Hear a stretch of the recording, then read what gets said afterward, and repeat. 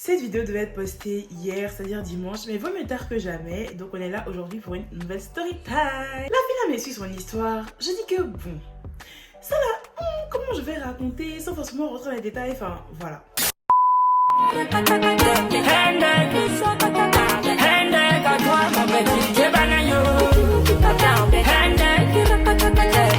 Hey guys, j'espère que vous allez tous très bien. Welcome back to my channel. Aujourd'hui, on est là pour une nouvelle vidéo YouTube et c'est encore une story time. Faudrait savoir que cette fois-ci, ce n'est pas une histoire qui a été racontée par une cliente, c'est plutôt une histoire qui m'a été racontée quand je faisais un concept bien à moi que j'ai créé du coup, qui est les séries raconte-nous. Alors les séries raconte-nous c'est quoi? Il y a 2-3 ans, c'était un concept où mes abonnés m'envoyaient des histoires et je racontais l'histoire de mes abonnés. Souvent, il y avait des histoires mystiques, des histoires de sorcellerie, des histoires de V, des histoires qui font pitié, qui font peur, et beaucoup plus d'histoires de crêpes. Donc pendant que nous allons parler, vous allez savoir c'est quoi les crêpes, parce qu'on va voir les définitions des trucs. Vous allez savoir c'est quoi les crêpes et autres, et du coup, sans plus tarder, je vous laisse avec le reste de la vidéo. Donc je vais expliquer l'histoire comme si c'est mon histoire, donc je vais me fondre dans la peau de la personne. Vous savez qu'à Abidjan, les vendredis ou samedis, c'est toujours synonyme de fête. Si en tout cas tu vis à Abidjan, tu sais très bien que vendredi, samedi, dimanche, c'est synonyme de fête. Et même pour les plus grands fêtards en fait, on commence même le mardi, on termine le dimanche. Tous les jours on est en boîte. Et ce jour là, il y avait moi et je devais partir chez ma copine Linda. Donc il faudrait savoir que Linda c'est une amie à moi. Il y a longtemps qu'on est copines et j'avais pas trop l'habitude de partir chez Linda parce que les parents de Linda, selon ce qu'elle m'avait dit, étaient stricts. Donc à chaque fois qu'on devait faire des plans et qu'on devait partir chez Linda, Linda trouvait toujours des excuses à base de non, ma maman veut pas, mon papa veut pas, et donc on se retrouvait généralement chez moi ou chez notre amie à nous qu'on va appeler Safia. Toujours moi, Linda et Safia. Et ce jour-là, on devait partir au Fela. Donc le Fela à Abidjan, c'est comme, on va dire c'est une boîte, c'est pas une boîte, mais c'est un espace ouvert en plein air où tu peux manger, faire la fête, boire, littéralement le paradis genre. Donc du coup le Fela c'est situé en zone, bon je vais pas aller faire de la pub et tout parce qu'ils me donnent pas les talents et tout, mais le Fela en tout cas c'est un endroit où on partait samedi. Donc ce jour on devait partir au Fela, Linda, Safia et moi, on trouvait généralement une maison où ça prêtait. Ça prêtait généralement chez moi parce que moi j'ai des parents assez chill etc.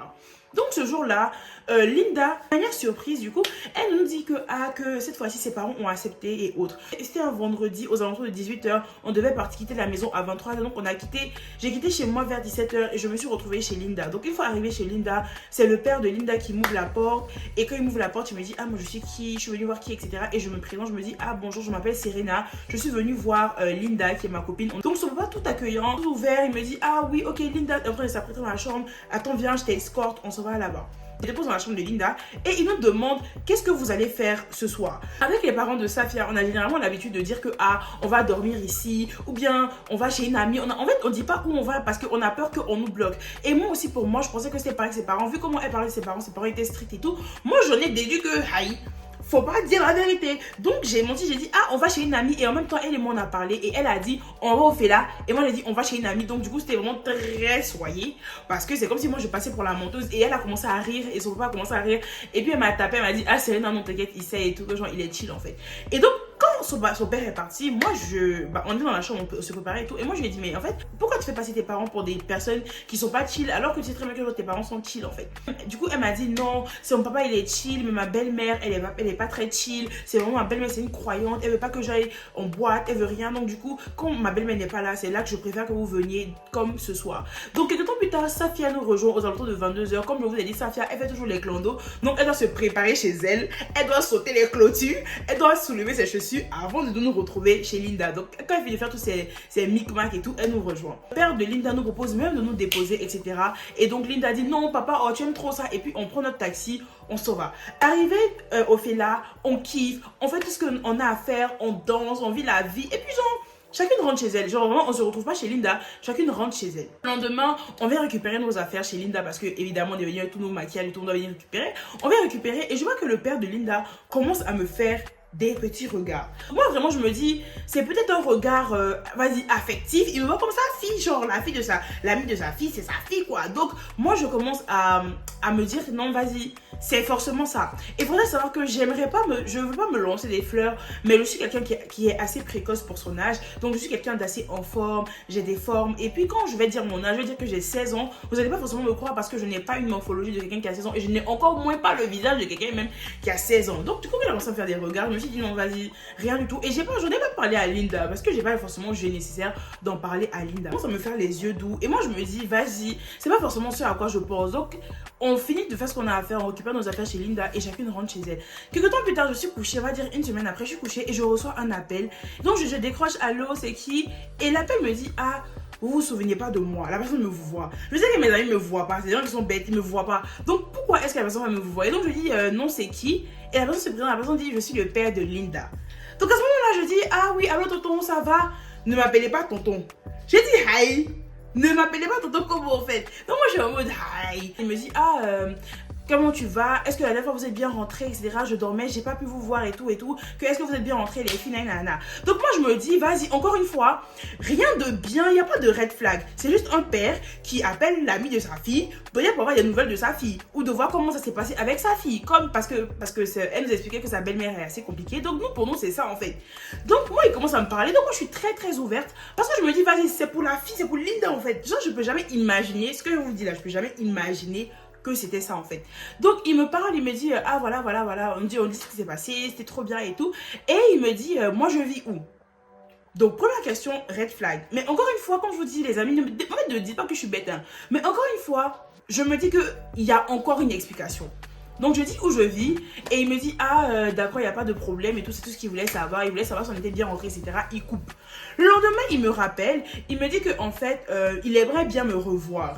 Par rapport à quoi? Donc je pose automatiquement cette question. Est-ce que Linda a fait quelque chose qui voudrait, en fait, qui veut faire que vous voulez me voir, en fait, pour qu'on en parle? Il me dit que non, Linda n'a rien fait, qu'il veut me voir pour me parler moi-même. Je dis, mais me parler moi-même comment? Il me dit non, ne pas poser trop de questions et tout, que quand ce sera le moment venu, je saurai de quoi il veut me parler. Donc à ce moment-là, j'ai pas encore eu la présence d'esprit d'en parler à Linda parce que je me suis dit, je voulais aller en fait jusqu'au bout pour voir en fait ce qu'il voulait et après déduire si j'allais en parler à Linda ou pas. Parce que si, par exemple, il veut me parler pour me dire que Linda n'a pas des bonnes notes à l'école ou bien il veut parler professionnel ou d'éducation ou vraiment des trucs pro et que moi après, je me fais des idées, je vais dire à Linda, elle fait parler avec son papa alors que c'est pas ça, c'est soyez sur moi. Donc je me calme et tout, et du coup il programme une sortie. La sortie qu'il programme en fait c'est au Noom. Donc le Noom, il faudrait savoir que c'est un hôtel au plateau. Un grand hôtel où du coup les gens vont boire des verres, etc. Donc on arrive au Noom et tout, on prend un verre et c'est en même temps que le papa va me dire en fait que la raison pour laquelle il m'a appelé et tout c'est parce que moi je lui ai tapé dans l'œil, je ressemble pas aux autres amis de Linda, j'ai quel âge, etc. Et que moi je lui plais, il aimerait bien qu'on fasse connaissance. Tonton, j'ai 16 ans. Tu as quel âge? Tu veux pas connaissance là? C'est quel genre de connaissance tu veux faire en fait? Quel genre de connaissance est-ce que tu veux faire? Donc à ce moment-là, moi je suis en mode mais attends, c'est peut-être une blague. Encore une fois, j'en parle pas à Linda. Et cette fois-ci, je pense que c'était vraiment malsain de ma part. Parce que d'une part, en fait, on va dire que j'étais contente qu'il soit intéressé par moi. Mais j'arrivais pas à croire que le papa de ma copine voulait me gérer en fait. Genre, c'est que je suis une bête de meuf en fait. Une bête de meuf. Bref. Et les amis, petite parenthèse, je suis en train de me mettre dans le bain du personnage. Donc, commencez pas à venir me dire, Serena, c'est ce que tu fais. Non, je fais pas ça. C'est le bain du personnage dans lequel je me mets. Ok. Donc, du coup, on parle au Noom, etc. On parle. Il est vraiment très drôle. Et j'aimerais dire que son papa n'est pas jeune. Il est vraiment d'un certain âge. Mais il ne fait pas son âge. Donc, on parle, on rigole. 2 semaines plus tard, pendant les 2 semaines et tout, on se parlait, il m'appelait généralement une fois par jour, 2 fois par jour. Et j'ai oublié de dire qu'avant qu'on quitte le Noom, il m'a mis une somme d'argent dans la main parce qu'il m'a pas raccompagné chez moi. Il m'a donné, il me semble, 100 000 ou 150 000. Il m'a dit de prendre ça comme mon transport et tout, que de partir à la maison avec. Donc moi, j'étais choquée. Les gens avec qui j'avais l'habitude de parler ne m'avaient jamais donné des fortes sommes d'argent. Si on me donnait l'argent, c'était 10 000, 20 000, mais jamais 100 000, 150 000. Donc j'étais vraiment choquée. Quand il me donne l'argent, je rentre chez moi, j'en parle à personne, à ma mère non, à mon père non, à mes frères non, et je garde le secret pour moi et je n'en parle même pas à Linda ni à Safia.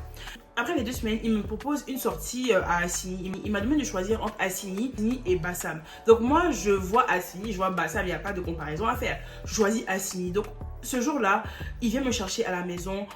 Je monte dans sa voiture. Je m'en vais à Assigny. Donc on arrive à Assigny et du coup on part à la maison d'Akula. Il faudrait savoir que quand on a pris la chambre, quand on arrive à la maison d'Akula, c'était ma première fois de partir. J'avais pas l'habitude de partir à la maison d'Akula. Je partais dans d'autres coins avec mes parents. Mais pas à la maison d'Akula. On arrive, il a pris une suite. La suite était bien aménagée avec même un jacuzzi. Franchement, c'était vraiment trop top. Donc on arrive et tout, il m'a parlé. Franchement, on a parlé, on a bien mangé. On n'a pas fait d'activité parce qu'on arrivait tard dans la nuit, donc on a dîné. Le matin, on a brunché et du coup, on est rentré sur Abidjan. Donc, pour vous casser le bail, rien ne s'est passé ce jour-là. Mais j'aimerais pas dire que rien ne s'est passé après, mais en tout cas, ce jour-là, rien ne s'est passé. On n'a pas mangé les crêpes, mais il a goûté aux crêpes. Comprendra qui pourra. On rentre à Abidjan et quand on rentre à Abidjan, cette fois-ci, il ne me donne pas 100 000 ni 150 000, il me donne 300 000.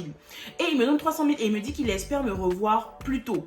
Moi, ce que j'en ai déduit, c'est que en fait, vu que je lui avais juste fait goûter les crêpes et qu'il n'avait pas mangé les crêpes, en fait, il voulait tellement manger que là, il était 2 fois plus motivé. Il s'est dit, ah, vas-y, elle, ok, c'est pas facile, c'est la compétition, d'accord. Il a commencé à être 2 fois plus insistant. En ce moment-là, je parlais avec un gars et le gars, en fait, était généralement tout le temps chez moi. Il a commencé à être 2 fois plus insistant, il m'appelait 2 fois plus, il m'envoyait des messages 2 fois plus et à chaque fois que je décrochais pas, il faisait des grosses crises et tout. Et à un moment, ça a commencé à me saouler. Je lui ai dit, mais tonton Jean, si tu continues à m'appeler comme ça, genre, elle peut quand même, elle connaît le numéro de son papa en fait. Et surtout que j'avais pas enregistré le numéro pour ne pas avoir de problème avec mon gars, du coup, c'était un peu trop grave. Donc du coup, il m'a appelé. Et pour vous la faire courte, un autre jour on s'est vu et cette fois-ci on a mangé les crêpes. Et c'était pas ma première fois de manger les crêpes parce que j'étais pas vierge, mais c'était quand même différent. C'était vraiment différent. C'était pas, ça avait pas, en fait, c'était pas comme les gens avec qui j'avais l'habitude de faire. Donc vraiment, quand on a mangé les crêpes, quand on a fini de manger les crêpes, je me suis pas sentie bizarre, j'ai pas eu l'impression qu'on m'avait pris quelque chose, surtout que c'était quelque chose qui était volontaire. Après, on a commencé à entretenir une relation, il me donnait généralement de l'argent et en fait, l'histoire se termine comme ça parce que jusqu'au jour d'aujourd'hui, on est toujours dans cette relation-là. Je ne dirais pas forcément que je l'aime, ni que je ne l'aime pas. Je ne dirais pas que c'est à cause de l'argent parce que mes parents en ont quand même. Mais du coup, voilà, au jour d'aujourd'hui, je suis avec le papa de Linda. Linda, c'est ma copine. Nous avons une relation, vas-y, je suis sa belle-mère, si on peut dire ça comme ça. Et du coup, voilà en fait. C'est mon histoire. Ça vous a plu, guys? Moi, je me suis mise dans la peau du personnage. Et en tout cas, voilà comment l'histoire s'est terminée. J'espère que ça vous a plu, surtout.